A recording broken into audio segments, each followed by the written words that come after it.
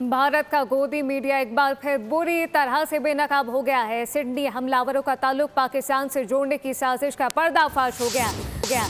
भारतीय खबर अदारे दी प्रिंट और भारतीय पुलिस ने सिडनी हमले के मरकजी मुलजिम की भारतीय होने की तस्दीक कर दी है। दी प्रिंट की रिपोर्ट के मुताबिक बोंडाई बीच वाक़े में मुलविस हमलावर साजिद अकरम का पाकिस्तान से कोई ताल्लुक साबित नहीं हो सका है, जबकि रिपोर्ट में वाज़ेह किया गया कि साजिद अकरम 1998 में भारत से ऑस्ट्रेलिया मुंतकिल हुआ। इसका ताल्लुक भारतीय शहर हैदराबाद से था, जबकि इसका बेटा नवीद अकरम पैदाइशी तौर पर ऑस्ट्रेलवी शहरी है। इसके बावजूद भारतीय और इसराइली मीडिया ने महज नाम सुनते ही पाकिस्तान पर इल्ज़ाम तराशी शुरू कर दी।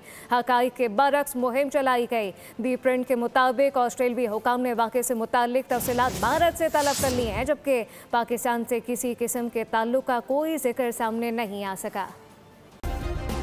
सब्सक्राइब करें और बेल दबाएं ताकि कोई खबर रह न जाए।